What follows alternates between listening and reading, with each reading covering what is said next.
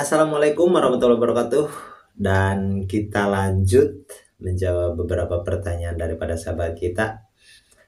Alhamdulillah tadi saya jeda dulu karena saya mau bikin kopi dulu. Kopinya habis dan sekarang kita lanjut.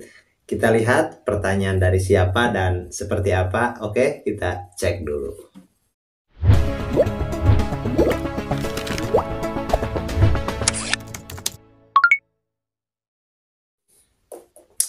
Oke sahabat, ini ada pertanyaan yaitu dari Mbak Ernawati. Pertanyaan lanjutan daripada video yang terdahulu, yaitu pertanyaannya adalah, kalau sistem ras di lele, saya pernah coba kemarin di kolam 6x3 tebar 500 ekor per meter kubik. 6x3 9.000 ekor, sebenarnya aman selama memenuhi dua syarat. Pertama, harus ada chamber tong pengendapan di awal dan dibuat berputar agar kotoran menumpuk di bawah, dan ada keran pembuangan minimal dibuang 2 hari sekali. Kedua, bibis pakan wajib, tapi jangan pakai bakteri Lactobacillus. Contoh produknya M4 PH Don, tapi pakai bakteri Bacillus atau Rhodobacter agar pH stabil. Dan alasan kenapa gak saya lakukan lagi di lele saat ini adalah ternyata lele yang pakai sistem ras banyak dikeluhkan oleh pengepul karena ikannya manja, gampang mati di jalan kalau dijemput karena sudah terbiasa dengan DO 5 mg per liter. Oke, dan ini di komentar pun kebetulan ada yang jawab juga, yang sama-sama komen lah. Mantap, kalau ada yang mudah, kenapa mau pilih yang ribet? Oke, jadi sebenarnya ini pun ya seperti inilah, harus banyak yang diklarifikasi, yang diluruskan. Pertama di sini poinnya yang akan saya katakan, kenapa di sini tidak menggunakan bakteri dari M4, katanya membuat pH down. Dan itu menurut saya salah. Karena apa? Ya sahabat bisa belajar dari sumber-sumber lain bahwa bakteri itu tidak membuat pH down, tidak. Kalau misalkan bakteri itu ikut memakan oksigen, itu ya karena bakteri pun perlu oksigen, apalagi bakteri yang aerob tadi seperti itu. Terus di sini untuk chamber, di sini yang dikatakan Mbak Ernawati ini adalah hanya chamber untuk pengendapan kotoran supaya kotoran menumpuk dan bisa dibuang 2 hari sekali. Terus menggunakan pembibisan pakan menggunakan yaitu PSB. PSB itu adalah fotosintesis bakterial. Dan alasannya supaya pH-nya stabil. Dan itu enggak juga terus terang. pH itu bisa berubah sebenarnya lebih dominan ke lingkungan sih. Bukan karena bakteri saja, ke lingkungan. Seperti itu. Dan perlakuan sendiri seperti itu.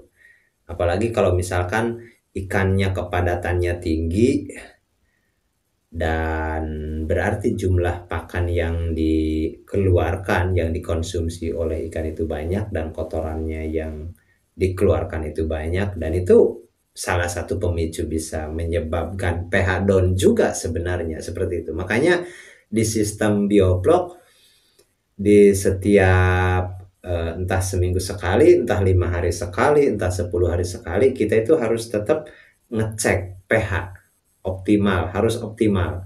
Dan kalaupun misalkan turun, kita harus tambahkan dolomit.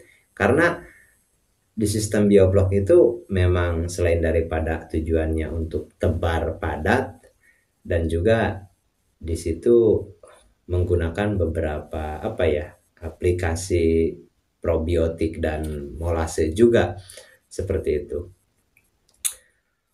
Dan kebetulan juga probiotik yang pembentuk plaque itu bekerja optimalnya adalah di pH rendah, bukan di pH netral, bukan. Dan itu pun harus dipahami juga. Jadi jangan kita kekeh bahasanya, kekeh mempunyai keinginan untuk di bioplok itu, misalkan bioplok nih pH-nya itu harus 7,5 sampai 8, pokoknya harus tetap netral gitu, nggak boleh turun sedikit pun. Dan itu malah nggak baik, karena pembentukan ploknya di situ itu akan gagal.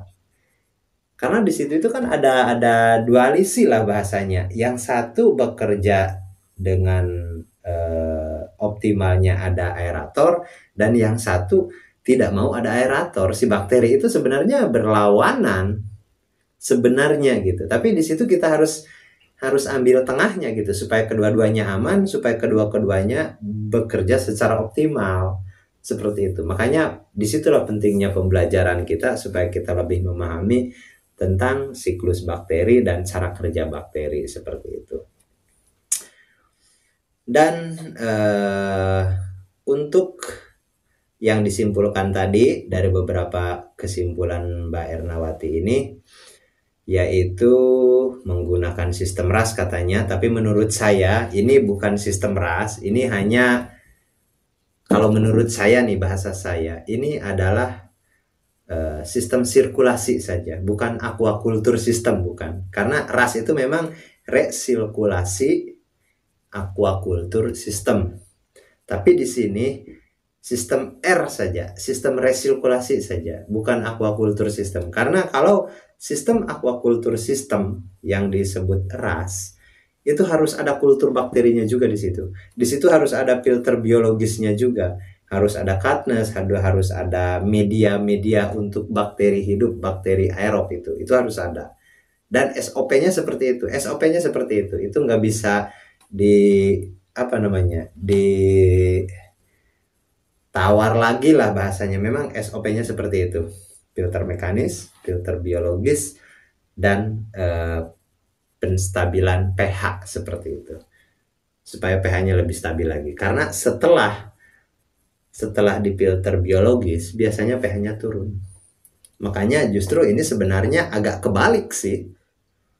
Kalau bakteri aerob itu sebenarnya itu suka di pH yang sangat sedikit rendah daripada bakteri anaerob. Sebenarnya bakteri aerob itu suka di pH sedikit rendah daripada bakteri anaerob. Kalau bakteri anaerob itu di pH tinggi pun dia itu bagus seperti itu.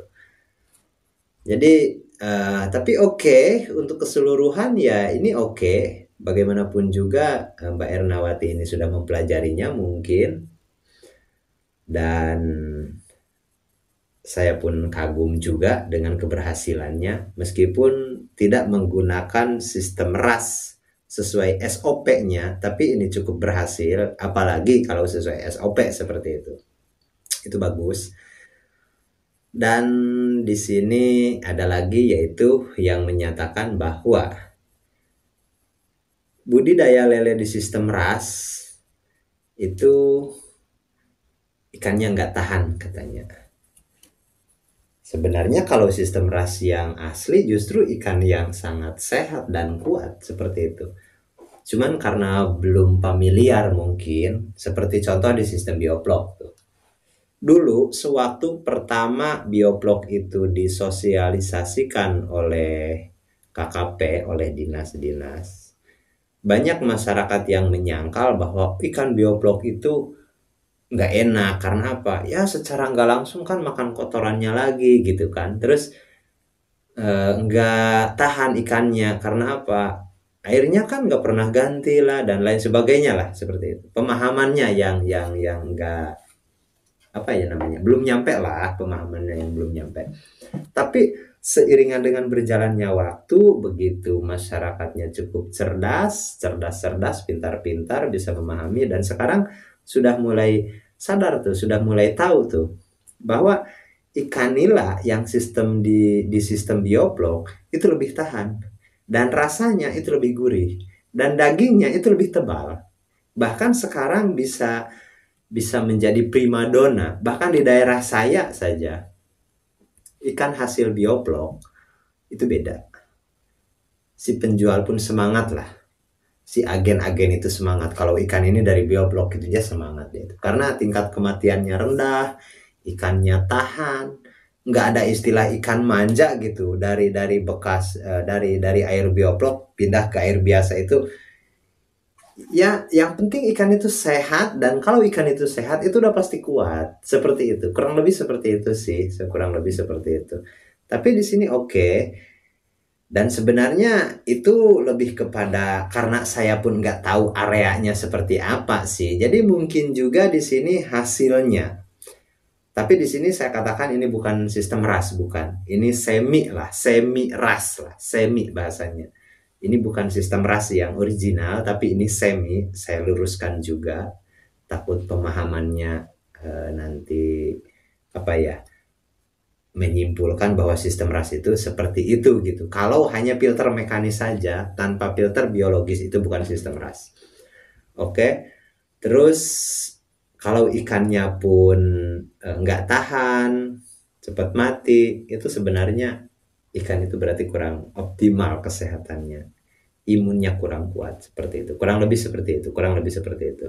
Dan oke, terima kasih untuk Mbak Ernawati ini. Kita belajar sama-sama. Saya pun mau belajar lagi lah istilahnya.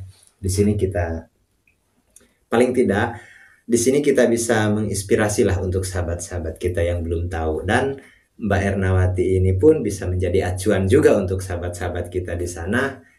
Ya, ini cukup hebat gitu, bisa tebar sampai 500 ekor per meter kubik katanya seperti itu. Dan ini pun cukup hebat juga seperti itu. Dan mudah-mudahan sukses selalu untuk Mbak Ernawati ini, jaya selalu, dan mudah-mudahan makin